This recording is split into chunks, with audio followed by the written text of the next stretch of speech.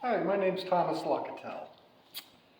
I am here in my shop and I'm starting to record.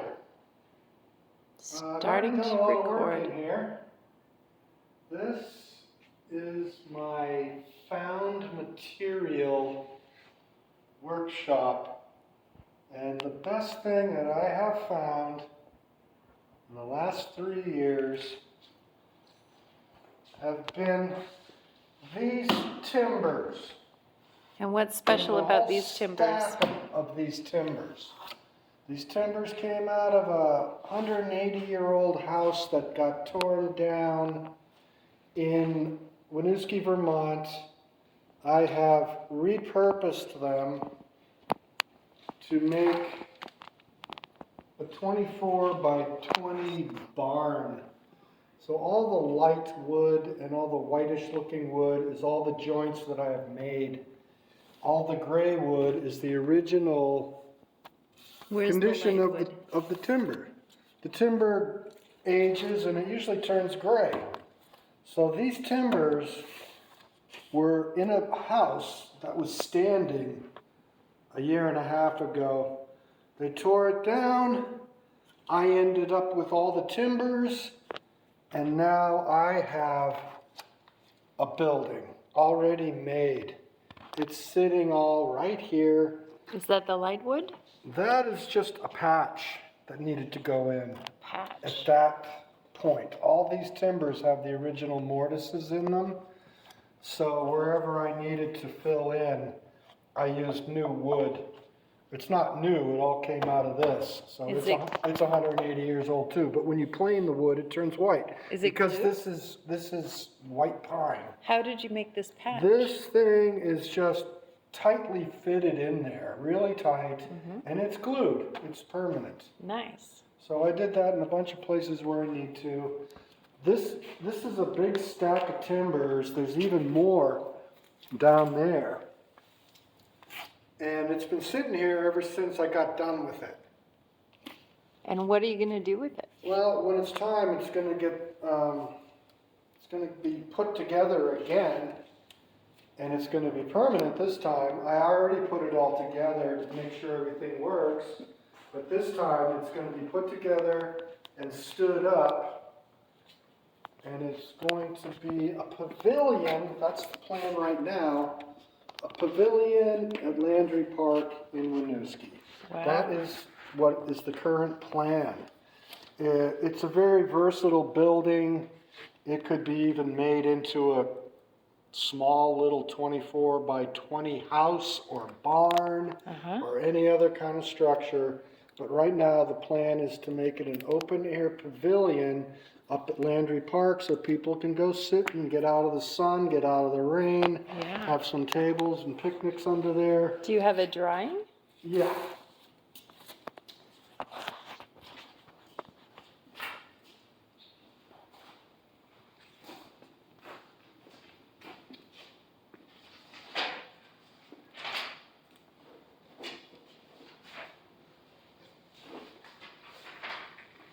Okay. So here's the timber frame structure. All these pieces are made and pre-fitted. They're ready to go. These are really cool, these little cross-beam pieces. Now, those are called wind braces. Wind braces. They support the building from racking. Oh, when the wind hits it like... Yeah, it stiffens up the whole structure so it doesn't move much, if at all. That's called a wind brace. Oh. And there's all piled behind there. I've got a whole bunch of them. So that's the structure, the skeleton. This is what the structure looks like with the roofing, the rafters in place. Yep. And that will probably get a metal roof. Metal. So it's very simple. Yep. It's a simple structure. Very simple, yeah. That's all, yep. And it all came from that house. I mean, there were about 28 timbers that I got from that house. Some of them were pretty long. That's what I use quite a bit. Yeah, I saw you, you were hewing. Yeah. Hand hewing. That's what I'm in the middle of right now because I finished this building quite some time ago, and Yeah. I started looking for other stuff to do, and I'm like running out of stuff to do. So now I have what's left of some logs that I harvested from a park in Winooski. Yeah. And they're from dead trees that were on the ground. So now what I'm doing is converting them into timbers. That's what I'm in the middle of here. Here's the before picture, more or less. More or less. And here's the after. Oh, and here's even the line you were telling me about these lines. I'm ready to start hewing on this one. Why don't you show us how you hew? I'd be glad to. So first, I'm not going to go into how you lay it out and get all the lines, Right. because I already did that. Yep. Essentially, when you're doing a rough log, you got to get something that's straight and flat. Right. So I did that already. It's straight and flat. It's got the lines on it. Now I'm ready to make this square. Right. Without power tools. Without power tools. So what, for you specifically, why do you really like working with your hands without power tools? There's a lot of reasons. A lot. I would- One thing, it's slower paced. Uh-huh. You don't hurry up. You don't try to get everything done at once. Second, there's no noise. I mean, there's a little noise. I hate the noise of power Alright. tools. Third, there is no dust. Oh, yes, there's this, but that's not dust. There's chips, there's little dust, but not much. This is really good for the ground. Oh yeah, well, those, I've already given away like, I don't know, Oh, can I have this? 12, not sure. You Really? can have all of them. Oh, wow. I've given them away. Thank Anybody you. who wants them can have them. Well, Of course, they're all gone now, but I'll make some more, not too many. you will make some more. You're going to make some more right now. I'll get another bag, maybe. Well, I still have more logs too. Yeah. I gotta show you the other logs. Yeah. All right, so these are logs I harvested, I don't know, almost 3 years ago. This came from a beaver kill birch, so it was a live tree until the beaver killed it. Uh-huh. And it wasn't all that big. That's a half log. That's beautiful and And, straight inside. What kind is it, you said? It's birch, it's Birch. white birch. So I split it in half, and I'm gonna convert this to a timber, square it off and such. Yeah. That's what I'm working on now. I'm hewing right now. Yeah. Hewing everything. Right. I got a lot to hew, but those are special. Those are gonna be What really about that nice. one here? What's this? Oh, That's just a box. that's just a box. That's nothing. I saw a big I wanna chunks over show there. These ones. This is my hewing. I'm hewing. Now. You're hewing, you're hewing. I'm reducing my material to make it manageable and take up less space too. Right. Yes. Yes. You were saying And that you have to then make. I'll have this beautiful wood. Yes. Now these came out of a gigantic That is amazing. white pine tree. All right, it was huge. That is huge. This was just a chunk. Huge.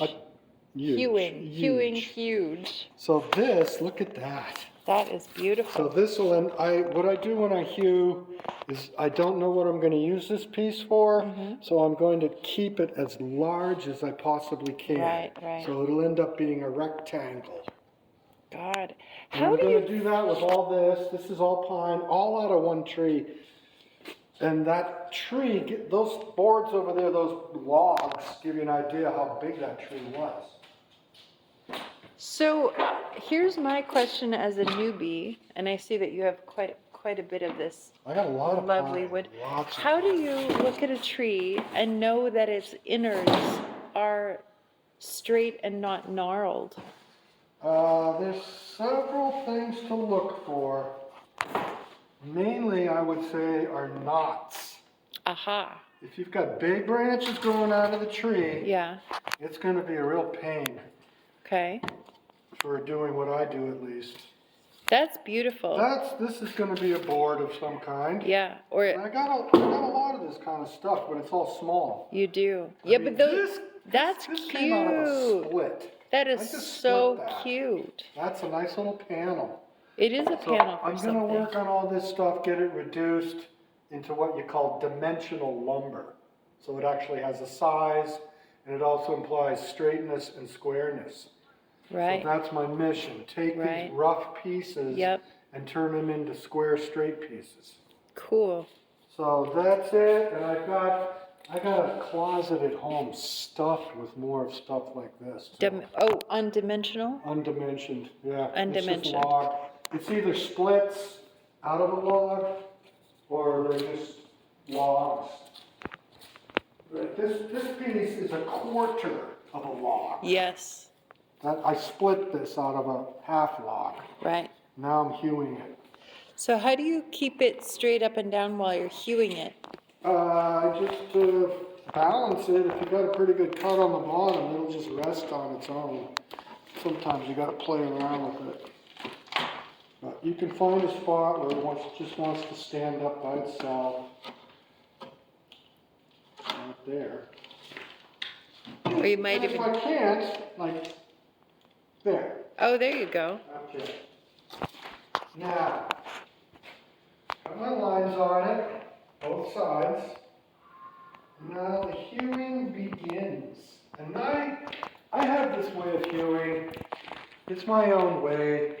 I like to do it this vertical way. I'm not dealing with super long pieces. Mm-hmm. So on these short pieces, I can set them up vertical. Yeah, they're manageable. It's much easier to work like that. You don't have to bend over. You don't have to roll the log around. I mean, I've hewed long pieces too. Is that your favorite axe? This is my favorite tool. Is it? Oh, period. is it an axe? It's an axe. Okay. Is it a specific kind of axe? Yes, it is. It's actually, they call it, the people who make it, they call it a carving axe, which is really cool because this is sort of like carving. It is like carving. It's hewing, but it's not your traditional hewing axe, that's for sure. But this is really versatile. It'll do a lot of different things. You can really tell that, this is something that you keep up because I know that you can tell how many times you have banged this in. I've had to rehaft this thing a couple of times. All right. So that means when the head gets loose, you got to tighten it back up. That's right. So if you come over to this side, you might get a better look. Okay. So I'm trying to follow this line. Yep. You can see there's not much of the line down there. Right. So. Oh, so you want to take the thickest portion. Well, it all depends. Like, here's a knot. See how crazy the grain goes there? I just can't hack at that willy-nilly. That's Because right. otherwise I'll take too much off. It'll chunk pieces off. Oh, right. But up here, it's really safe to carve. Yep. You don't have to worry too much about it going over the line. Right. So I just come in, and this is not about brute force at all. Uh-huh. It's more of like controlling the axe to just get it to do what you want it to do. Like, I'm not going right for that line right now. Yeah. I'm just kind of feeling out the wood. It's like, okay, what's this want to do? Which way is it splitting? Which way does it want to split? Which way is the grain going? So that's like a trial shot right there. So it's almost like you're getting acquainted with the wood in a way. Yeah, that's precisely what I'm doing. So here I'm at the knot. Okay, Now I you're know at the it's knot. kind of squirrely down there. So, okay, but I'm not close to the line, so I can find out what really's going on. Oh, and you can hear the sound is different. Yeah, and I can see the grain. The grain is running out, Yeah. as they call it. Yeah, It's okay. not running in, which would make it chunk off. It even has a more dense sound. That's the knot. Knots are hard, Yeah. and the knots have different grain. How do you know when to sharpen your axe? You can tell when it's dull. It's just a feeling of it, you know. It's just like, it's not cutting like it should. And then you just sharpen it. How much of your chopping, I ask a lot of really basic questions. No, you're good questions. How much of the chopping is just the weight of the head. Most of it, if you're doing it right. Okay. You're not trying to slam it in. Right, I've noticed Because that. when you slam it and you miss, guess what? Oh, do it. I try do to that always make sure that if I miss, the blade is going Oh, away from me as much got as it. possible. That's- I take a slice like that and I miss, or Oh. it goes through. I gotta make, That if is, I'm yes. really cautious, I'll keep my leg right out of the way. Okay. I'm already used to doing it so much. Right. I usually get a stance like this when Wait. I'm low, so if I do miss, it's not the Got end of it. the So world. if you're looking at adding some pressure, you're also looking at changing your body structure. Yeah, and also the angle you're attacking the wood at. I see. Yes, I noticed that you have a tighter grip with your hand So, that is not letting the axe head move and another around. little tip is you just do this in what I call facets. So you don't try to take it down the whole width. Right. You go at a slight angle and you try to let the axe dig in on the waist side. Yeah. That actually stops the axe, so you don't have to stop it with Right. your muscles. It just kind of stops. So all you're doing is picking the axe up and letting it fall, Right. which really makes a difference on your tiredness. And how about your shoulders? Like, It never bothers my shoulders as far as I can tell. It does you- bother my hand, but that's because I've been doing carpentry my whole life. do you have a technique to sort of absorb some of the vibration without letting it settle into your body? Depends. I mean, it's in your wrist mainly. Aha. You don't want to use like a full arm motion. It's always in your wrist. Right. That's the same with using a hammer. Right. That'll save your body. And also, if you can use your back sometimes, I see. that'll save you from lifting. But usually, I just take it a little at a time. And I like to go into the waist to keep the axe from going all the way through the wood. That way I don't have to keep picking the axe up. Yes, and I see essentially that you But, get to the point where a whole chunk can come off. so, I'm just establishing a facet. I'm not worried about the finished thing yet. And I'll explain that as I go. But, I'm getting pretty close to the line already, which is good. Yeah. Because once you're close to the line, and then you're on the line, you don't have to keep looking at the line. That's you just right. know I can't go there. Oh, and then you intuitively know how to square it off. Yeah, well, I get a facet on each edge, and then I get a hump in the middle. That's right. Then I just got to whittle the hump down. That's right. And So I get the line.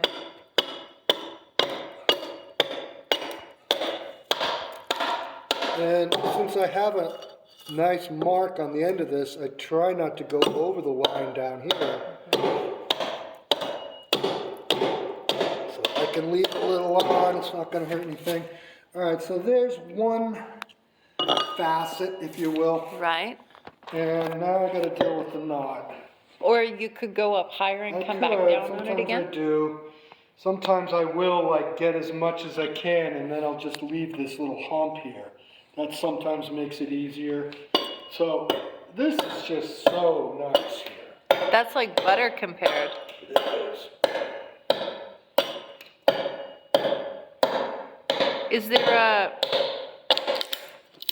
Is there more technique for up higher versus down lower? Yeah, it's more of a pushing motion, like you're going that way, and so that if you do miss, it's not going to come and get Right, you. yep. But it is basically the same. Just with the wrist, let the axe do the work. Have a little, go into the waist a little, so you're not going through. It's stopping the axe. All And then right. if you're feeling like lucky or something, you just start getting really nice pieces coming off. Nice big pieces. And you can do that. All right. So now it's time. Now you're getting some curvature. Now it's time for me to apprentice after you get that off. I'm not gonna, So you hold the camera. Oh, okay. You're not chopping, are you? Yeah. Oh, gosh, no. You're gonna hurt yourself. I can't No, let you no, do no, that. no, I won't. I can't let you do it. Okay, all right. If I you can't, you can't. That'll be something not on camera. Okay, Is that all right. Can That we way s- I can help you. If